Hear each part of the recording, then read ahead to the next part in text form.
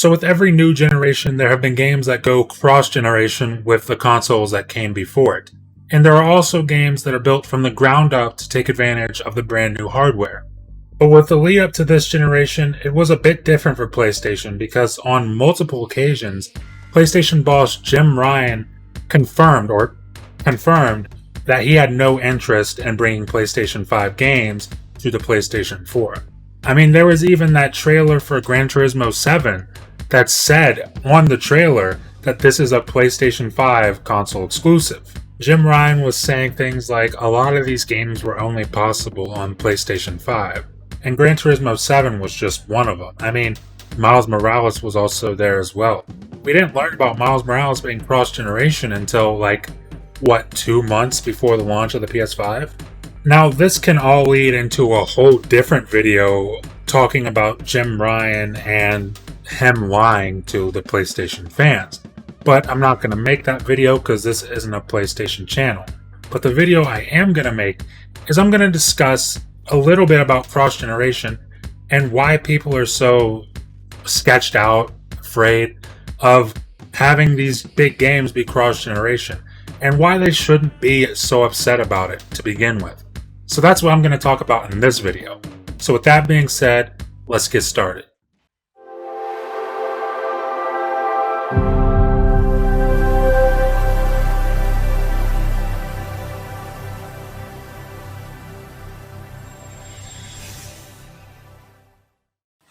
First up, I want to address people's biggest worry, and that is the idea of a game being held back by old hardware. Let's look at the facts. Visuals do scale accordingly to the hardware that you are playing on. For example, Horizon Zero Dawn looks and plays much better on my PC than it does on my PS5.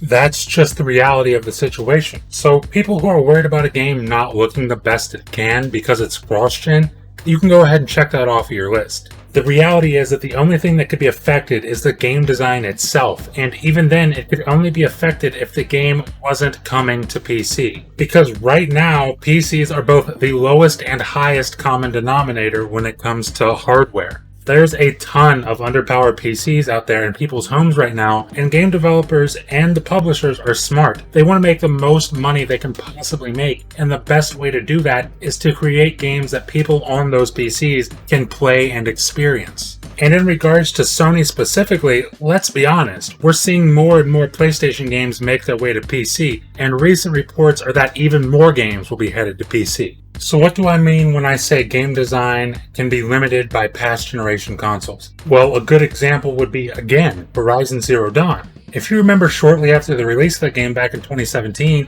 it was rumored that the developer Guerrilla Games had to cut a gliding mechanic from the game due to hardware limitations on the PS4. And that's a really good example of something that might just not be possible on older hardware. But what's funny about that is that in the Horizon Forbidden West trailer that we saw late last month, Aloy deployed a glider a few times during gameplay, and it was announced that this game would also be coming to PS4. So it certainly seems that they've found a way to work around whatever the limitation was on PS4 that caused them to cut this from the first game. What I'm trying to say in this video is, I don't think that cross-gen stuff is going to matter, especially since both Xbox and PlayStation have confirmed support of their older consoles for at least 2 years. And think about how long it takes to make a AAA game. I mean, I've used Horizon Zero Dawn as an example multiple times in this video, so it won't hurt to use it for another example. If we are to assume that this bit of information here on the screen is true, then that means that the game began development in 2011.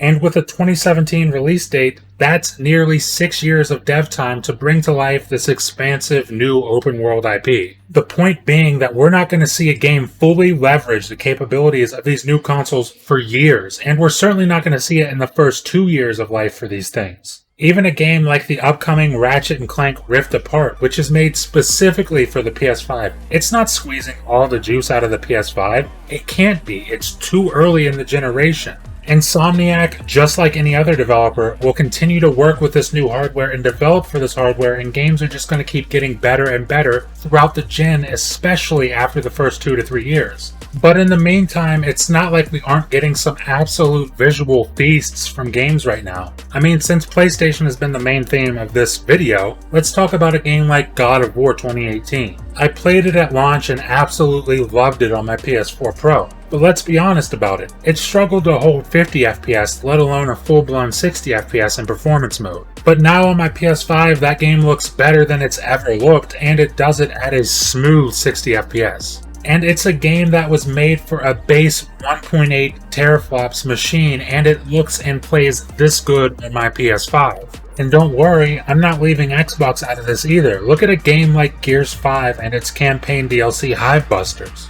It's astonishing to think that both of these games were created to be played on a console with 1.3 teraflops of raw compute power. Now, if that game is running at 1080p 30 FPS on a base Xbox One, is it holding back my experience playing at 4K 60 FPS on a Series X? Not a chance. Listen, some games are gonna be cross-gen. That's just the way it is. But that doesn't mean that these devs didn't put tons of hard work into giving you something memorable and fun to experience. Am I worried about God of War being cross-gen? No. Am I worried about Forbidden West being cross-gen? No. At the end of the day, it doesn't bother me that more folks get to enjoy these games. The true next-gen games will come for both Xbox and PlayStation. But until that time, you can bet that I'm going to enjoy Forbidden West. I'm going to enjoy Halo Infinite. I'm going to enjoy God of War. And I'm going to enjoy Forza Horizon 5. I'm just going to enjoy gaming. But that's really all I have to say on this stuff. Leave a comment below and let me know what you think. Maybe you disagree with me, maybe you agree with me. Let me know in the comments. Leave a like if you liked the video, and please remember to hit that subscribe button and ring the bell because it really does help me out a ton. Thank you for watching, and I'll see you in the next video.